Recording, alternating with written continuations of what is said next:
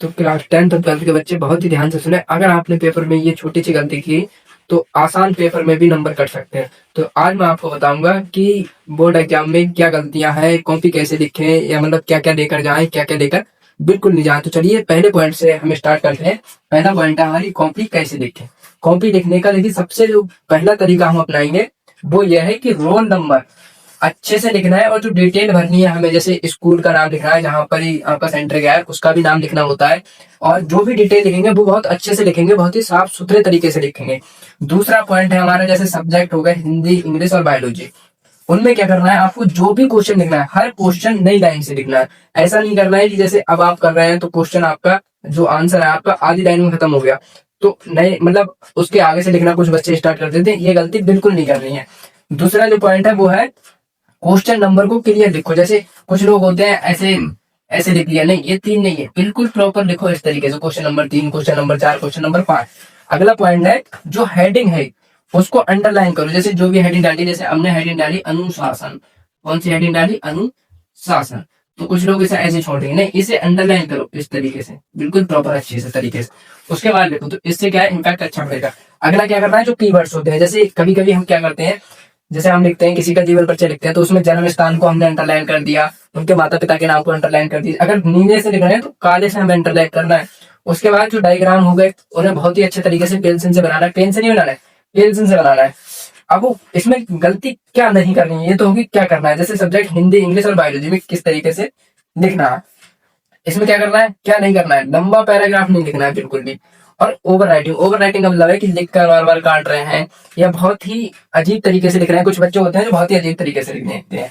अब ये तो हो गई हिंदी, इंग्लिश और बायोलॉजी की बात। अब हम करेंगे फिजिक्स, केमिस्ट्री और मैथ की बात। इनमें हमें क्या लिखना है, तो सबसे पहले देखो फिजिक्स, केमिस्ट्री, मैथ में सबसे इंपोर्टेंट जो होता है वो होता है हमारा फार्मूला। सबसे पहले फार्मूला लिखना है। उसके बाद हमें बहुत ही अच्छे से वैल्यू लिखनी है उसमें, क्योंकि फार्मूला लिख देंगे तो टीचर समझेगा कि हाँ बच्चे को अच्छे से आता है, ये स्ट्रक्चर वे है। उसके बाद स्टेप बाय स्टेप हमें उसे सॉल्व करना है, और उसके बाद जो हमारा फाइनल आंसर है उसे हमें क्या करना है, डिब्बे के अंदर बंद करना है। डब्बे के अंदर बंद करने के बाद ये चीज बिल्कुल नहीं भूलनी है लिखना।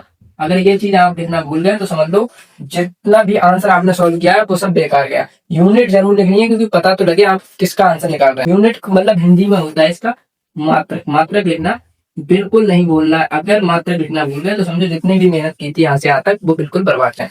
अगला जो क्या नहीं करना है, जैसे कुछ लोग होते हैं फिजिक्स, केमिस्ट्री के, मैथ के न्यूमेरिकल आते हैं तो डायरेक्ट आंसर लिख देते हैं। तो डायरेक्ट आंसर बिल्कुल नहीं लिखना है। और क्या नहीं करना है, एक भी स्टेप स्किप नहीं करनी है। जैसे कुछ बच्चे होते हैं कुछ स्टेप जैसे पहली, दूसरी, फिर तीसरी और चौथी नहीं की, डायरेक्ट 5वीं कर दे, तो स्टेप बिल्कुल भी स्किप नहीं करना है।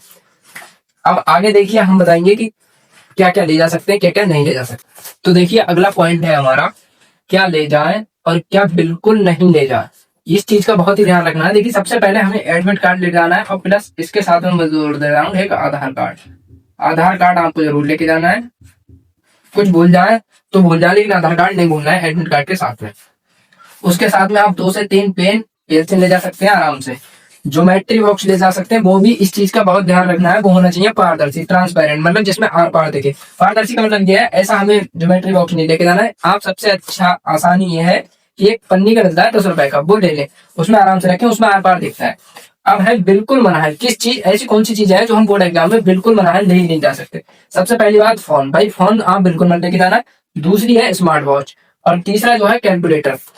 ये चीजें तो हर किसी को पता है कि हाँ नहीं ले जानी चाहिए, लेकिन आगे की जो चीजें लिखी है हिंदी में वो कुछ बच्चे ये समझते हैं कि कोई नहीं देखेगा। भाई अगर आप चिट या फिर हम कह सकते हैं नकट, चिट या नकट या फर्रे आपके पकड़े गए तो भाई साहब अगर पकड़े गए तो पेपर कैंसिल हो सकता है। कैंसिल होने का मतलब है भाई वहां पर आपने देखा होगा जो बोर्ड एग्जाम होते हैं वहां पर 2 पुलिस वाले हमेशा रहते हैं। ये भाई वो 2 पुलिस वाले हैं, आपको पकड़ के कहेंगे भाई इनके दोनों बैठो थोड़ी देर बीच में।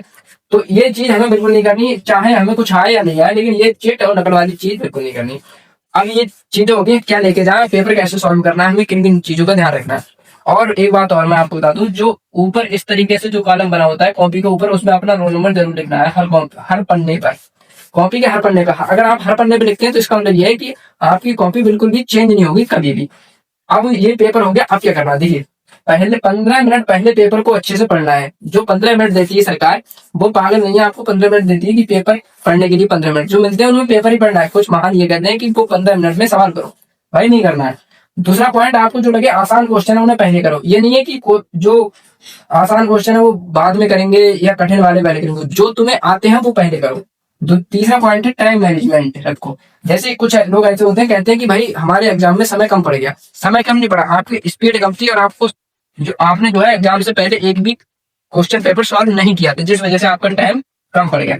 अगली जो पॉइंट है वो बहुत ही अच्छी है, हैंड राइटिंग साफ रखो और ऐसा लिखो जिससे कि टीचर को समझ में आए कि बंदे ने लिखा क्या है। ऐसा मत लिखो कि उसे समझ में नहीं आ रहा है कि डॉक्टर वाली राइटिंग है कि ये कौन सी दवा मांग रहा है।